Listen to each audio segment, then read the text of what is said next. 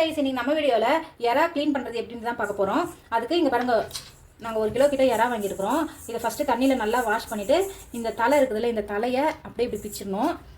பிச்சுட்டு பாருங்கள், இந்த இடத்துல அழுக்கு இருக்கும், அந்த அழுக்கை இப்படி எடுத்துடணும். கையில் எடுத்துட்டு இந்த தோலை இப்படி உரிச்சு எடுத்துடணும்.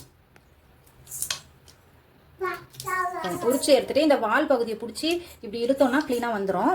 அதுக்கப்புறமா ஒரு கத்தி வச்சு இந்த முதுகு பகுதியை லைட்டாக கட் பண்ணிவிட்டு இதில் இருக்கிற பாருங்கள் இந்த குடலை எடுத்துடணும். இந்த குடலை வந்து எடுக்கலனாக்கா நம்மளுக்கு ஃபுட் பாய்சன் ஆயிடும். அவ்வளோதாங்க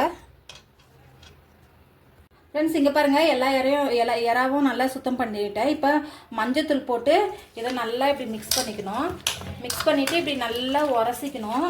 இதில் மண்ணெல்லாம் இருக்கும். உரசிட்டு தண்ணி ஊற்றி நல்லா ஒரு 4-5 முறை வாஷ் பண்ணி எடுத்துக்கணும். அவ்வளோதாங்க, சுத்தம்